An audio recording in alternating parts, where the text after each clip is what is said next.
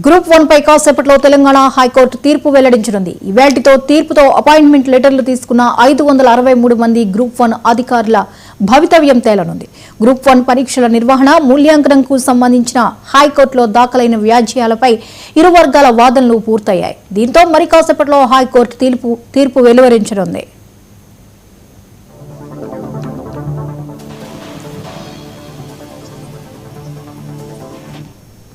2024లో నిర్వహించిన గ్రూప్ 1 పరీక్షలో అవకతవకలు జరిగాయని హైకోర్టును ఆశ్రయించారు సెలెక్ట్ కాని అభ్యర్థులు.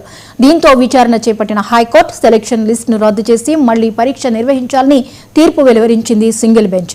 ఈ తీర్పును సవాల్ చేస్తూ టీజీపీఎస్సీతో పాటు గ్రూప్ 1లో ఉద్యోగాలు పొందిన పలువురు అభ్యర్థులు హైకోర్టులో అపీల్ దాఖలు చేశారు. సింగిల్ బెంచ్ ఇచ్చిన తీర్పుపై హైకోర్టు డివిజన్ బెంచ్ స్టే విధించింది. గత నెల 30న ఇరు వర్గాల వాదనలు విన్న డివిజన్ బెంచ్ తీర్పు ఇవాల్టికి వాయిదా వేసింది.